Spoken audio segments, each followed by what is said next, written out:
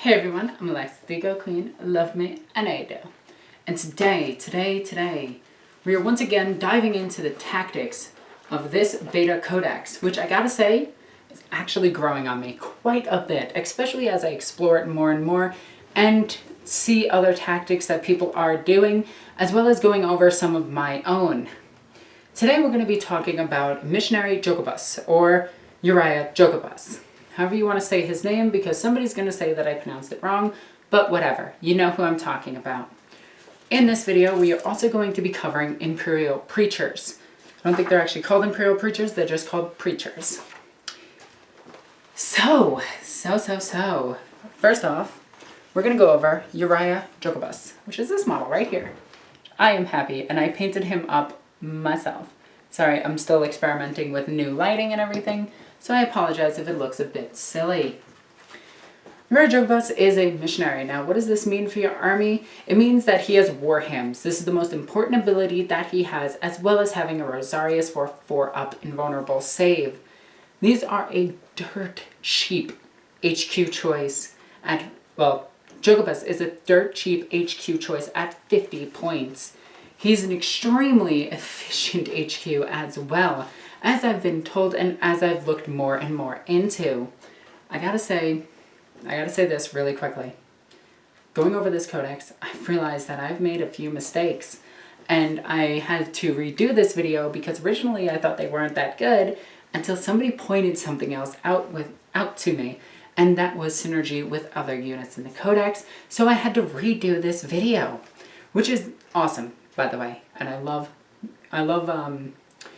constructive criticism, and when people tell me that, hey Alexis, try it this way, because I do read that and I actually do take notes on that, and with that, we are redoing this video. So, let's get into it. So, looking at the models that we have displayed here on the table, you can see that I've laid out quite a few battle sisters, including Repentia, which are arguably not that good, but overall, I really like them. We have sisters, just regular battle sisters. In fact, we have a full squad of 15. And this is going to come in handy very quickly. And I'm going to stop putting my hand in the light.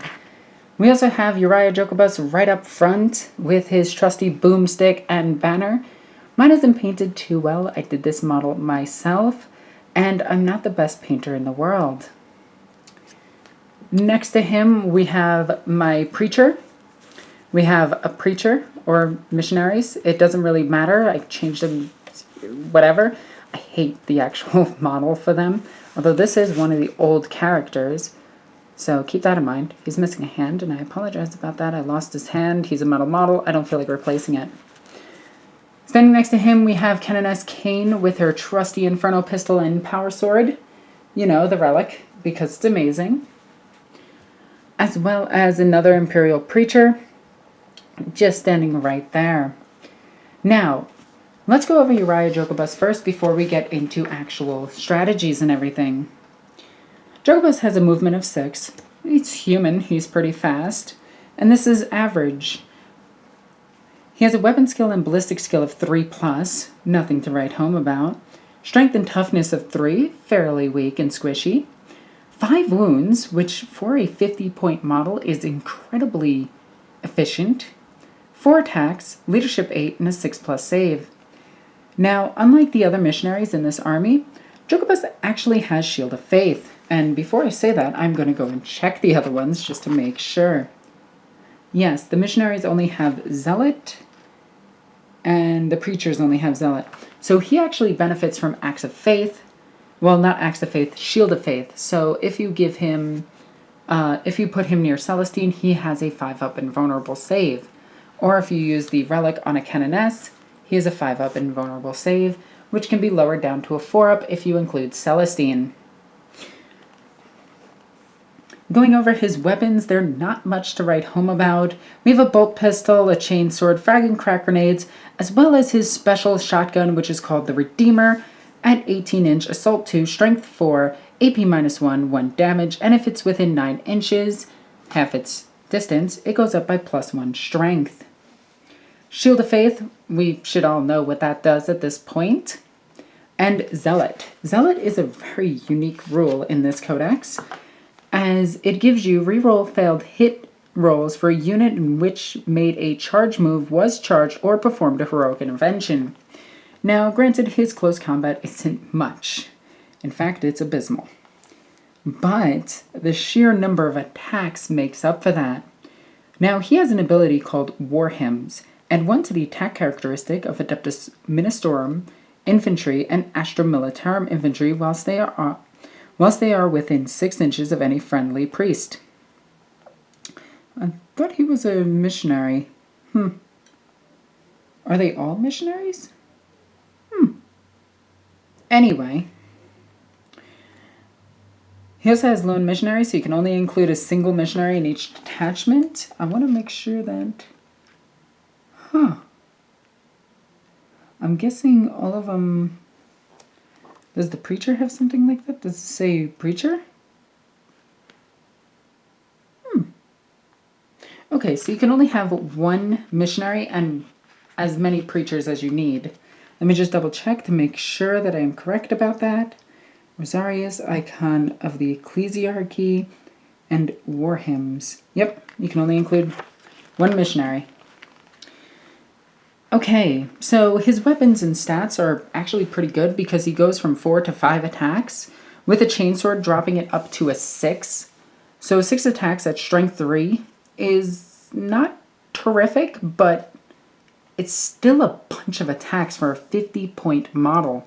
So if he gets slammed by infantry with a 4-up invulnerable save because of his Rosarius, he can actually survive most combats. And a total of 5 wounds. He's kind of a beast. Now, his strengths don't lie with what he is, it lies with what he does. For Sisters of Battle, there's a few builds that you can do. One of the most efficient, in my opinion, is a mix of Order of Ebon Chalice and Order of the... I want to say Martyred Lady. I really want to say Martyred Lady, but it's not that good. Order of the Ebon Chalice and... Oh, wait. Did I get that wrong? Ebon Chalice and Bloody Rose? Yeah, Ebon Chalice and Bloody Rose. Now, this is where you want to put your priests, in the Bloody Rose, because Adeptus Sororitas infantry gain +1 attack on the turn that they charge and +1 strength, so the strength 4 already, and they get 2 attacks base, 3 attacks for the Sister Superior. If she's using a power weapon, she's amazing. If she's using a power axe, which you can take thanks to the index, she's really good, or you could use a power maul, depending on the close combat build that you want to do.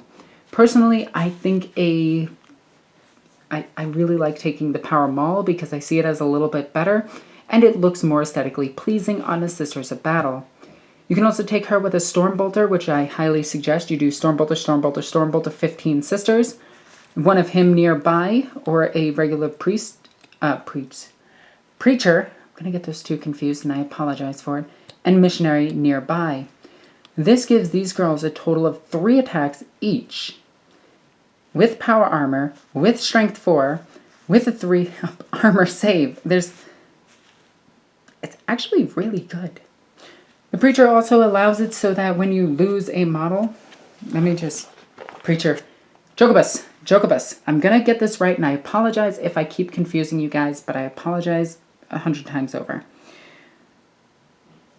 Word of the Emperor. Roll a d6 each time an Adeptus Ministorum model flees while it's within 6 inches of any friendly model with this ability. On a 4+, it does not flee. Now, this applies to each and every single model.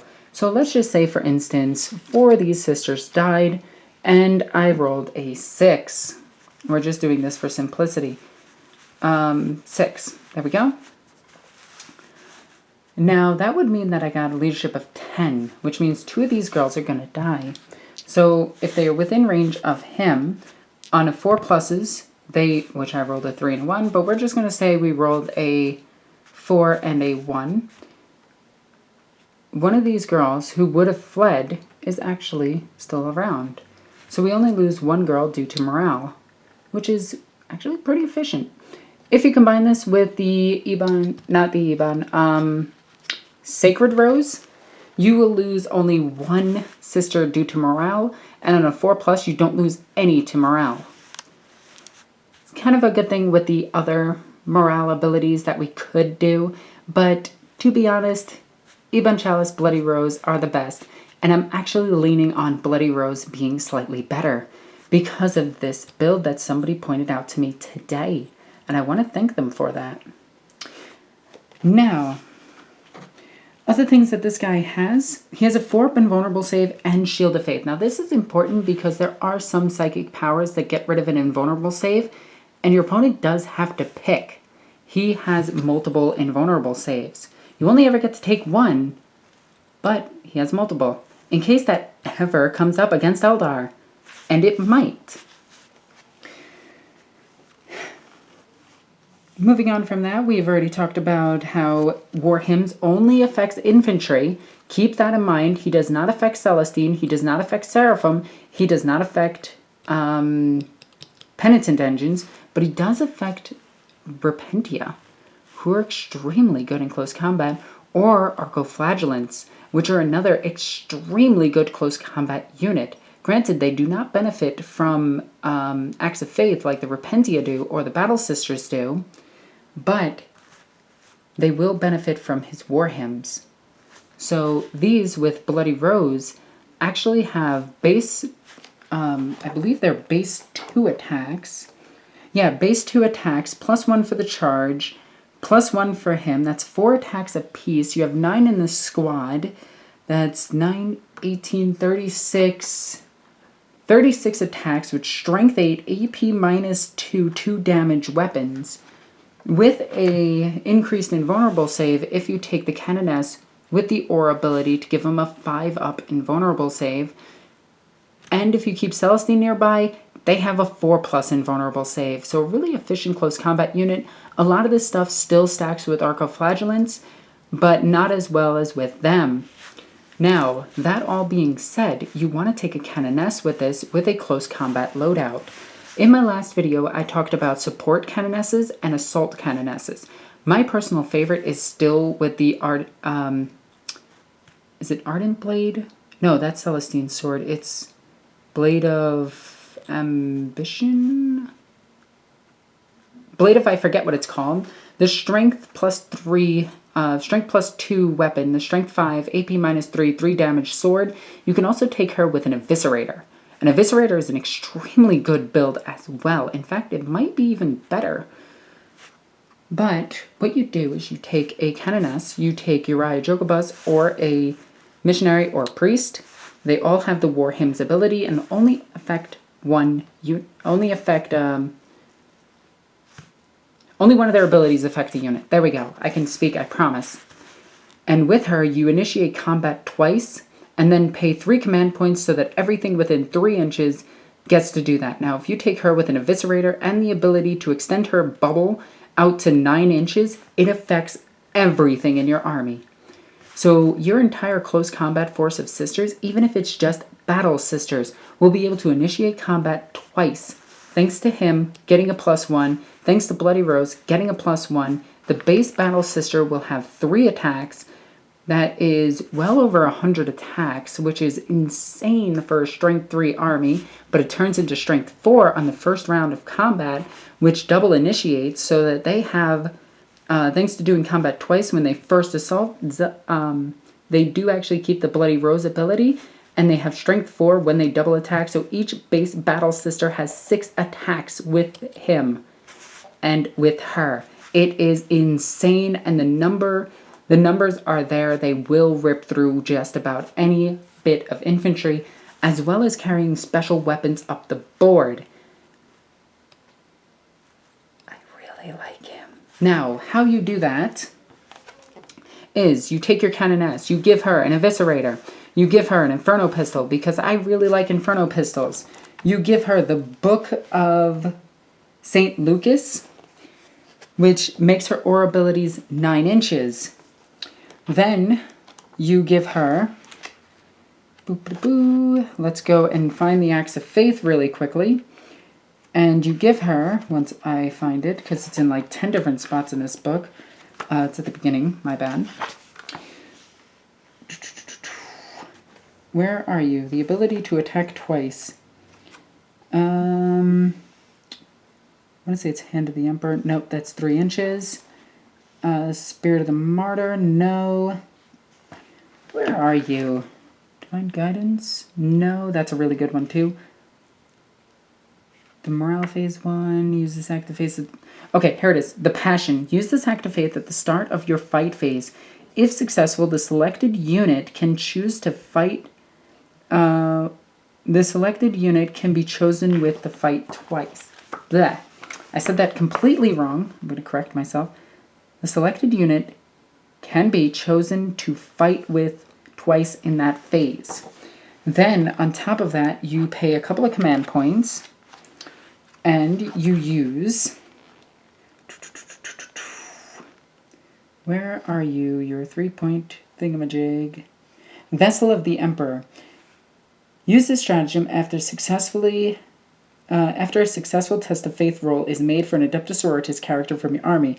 The active faith is used on a character affects all friendly Adeptus Sororitas units within 6 inches of the character. So, because it's an aura ability, it goes to 9 inches. It will affect everyone around them.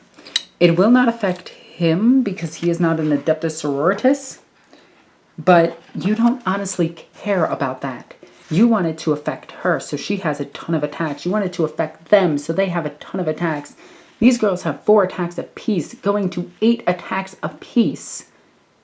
Repentia are really good, and I'm going to talk about this again when I actually hit up their codex and their entry.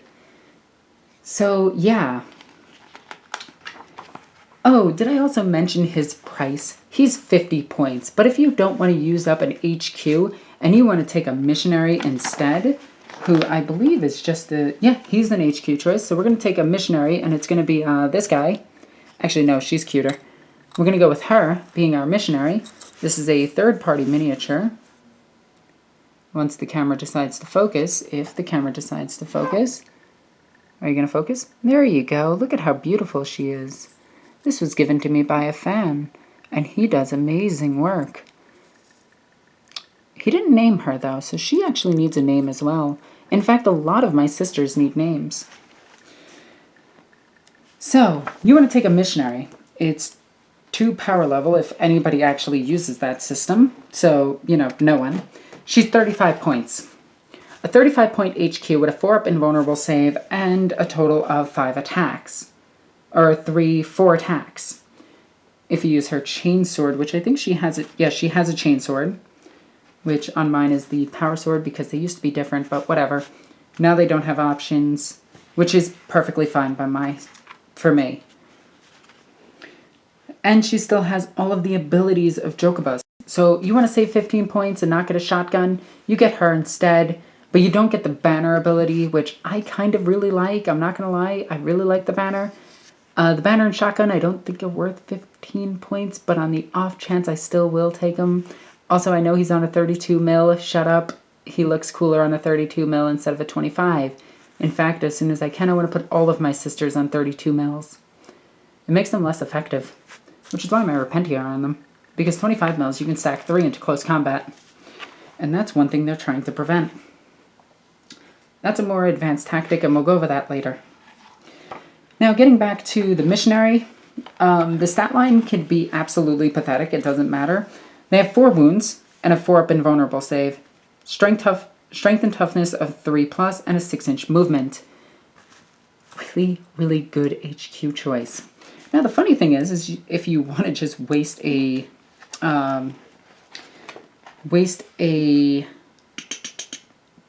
relic, you can actually make them pretty brutal. So you can actually put the Wrath of the Emperor on her.